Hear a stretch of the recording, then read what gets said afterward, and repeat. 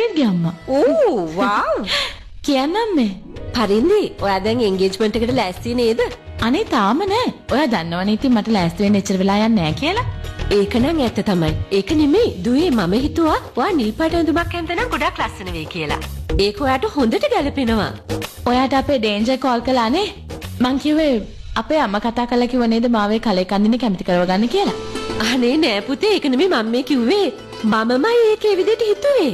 අනේ අම්මේ බොරු කියන්න තේරෙන්නේ නැත්නම් ඇයි බොරු කියන්න උත්සාහ කරන්නේ? මං දන්නවා අපේ අම්මා තමයි ඔයාට ඔක කිව්වේ කියලා. මොකද එයා දන්නවා මං එයාට බෑ කිව්වොත් ඔයාට බෑ කියන්නේ නෑ කියලා. ඔව් පුතේ එයා තමයි මට කෝල් කළේ. ඔයාට විතරයි ඒක අඳින්න පුළුවන්. බ්ලූ කලර් වෙන කාටවත් අඳින්න බෑ. ඔයානේ අද ලස්සනට ඉන්න ඕනේ. හරි අම්මේ. ඔයා කියන හින්දා ඒකම අඳින්න. මේ පරින්දි තාම මේ ගෙදරට ඇවිල්ලත් නැහැ.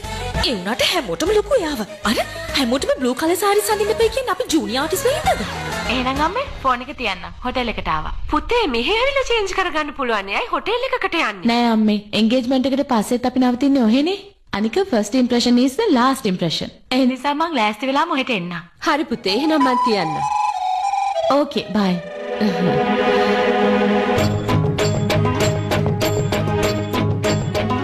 ඔයා මේ සාරියකද එන්ගේජ්මන්ට් එකට අඳින්න ඉන්නේ? ඔව්. මේක අඳින්න එපා. මොකද පරින්දි අඳින්න ඉන්නේ toy කලයක. තේරුණාද? මාරු කරගන්න. ඕකේ. අද මම මේ සාරියමයි අඳින්නේ. මලවිකාර බ්ලූ සාරියකට කවුද කියලා බලමුකෝ ලස්සන. මේ ඇක්ට්‍රස්ද? එහෙම නැත්නම් අර පරින්දිද කියලා? ආව් ආව් කෙල්ලගේ හිනාව. එතකොට අම්මා ඩේන්ජර්. I mean නැන්දම නියමයි ආ. අනේ මන්ද ඒ කියලා මටත් හිතෙන්නේ නැහැ. මොහොම කාලෙක ඉඳලා ආව දන්නවා වගේ. මං කිව්වේ නැන්දම හරියට අවුරුදු ගාණක් පරණ යාළුවෙක් වගේ. නැන්දම හරිම කියුට්. එයා විතරක් නෙමෙයි ෆැමිලි එකම.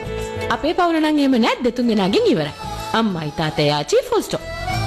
ඔයා කියන්නේ පවුල හරියට ටීවී සීරියල් එක පවුලක් වගේ. ආච්චි සීයයි නැන්දයි මාමයි ලොකු අම්මයි ලොකු තාත්තයි බාප්පයි පුංචි තව ඉන්නවා. මං එයාලත් එක්ක නම් සතුටින් ඉඳී වගේ. I'm really excited. 191, 192, 193, 194, 195, 196, 197, 198, 199, 200. ඇති. දැන් බස්සන්න. ඔය එක්සයිස් කළා ඇති. මට මහන්සි.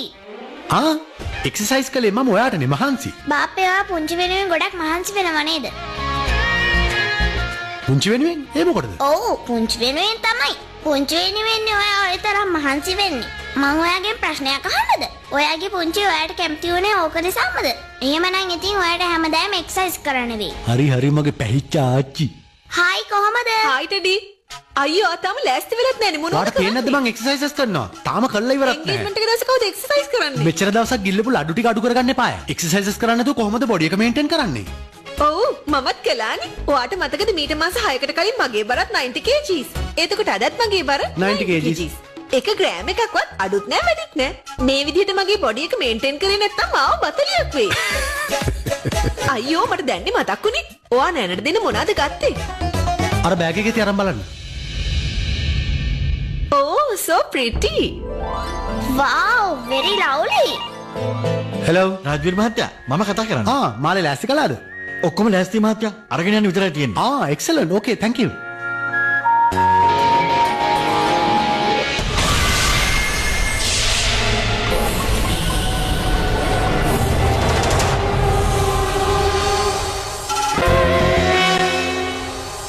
ඔක බල්ලි වෙන ඔතන තියලා යන්න මම නාන්නේ. හරි මාත් යනවා. එහෙනම් ඔයා ඉක්මනට ලෑස්ති වෙලා එන්න. බාප්පේ මම ඔයාගේ ටැබ් එකෙන් ගේම් එකක් ඔක ඉතින් මොකෙන් අහන්න දෙයක් පැටිය ඔයා ගහන්න. යන්න.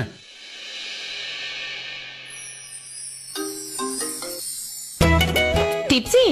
හායි පුංචි. කොහොනේ වගේ බාප්පා? පුංචි ඉන්නකො මම බාප්පට එන්න කියන්න. හා. බාප්පට පුංචිගේ කෝල් එකක් ඇවිල්ලා. බාප්පේ ඔයාට ඇහෙනවද පුංචිගේ කෝල් එක? ඔන්න මම මේ ටැබ් එක මෙතනින් තියලා යනවා.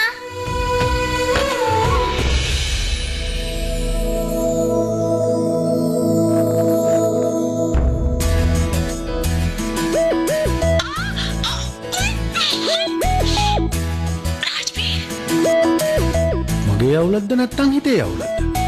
පරින්දිගේ වොයිස් එක මට දැන් හැමතැනම ඇහෙන්න පටන් ගන්නනේ. මොකක්? රාජ්වීර් මේ බලන්නකො මම මෙහෙ.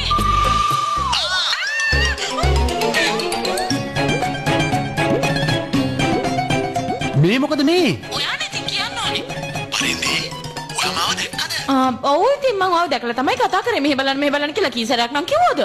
මම නම් දැක්කේ නෑ ඒත් ඔයා මාව දැක්කනේ. ඇයි ඔයා කෝල් එක කට් කළේ නැත්තේ?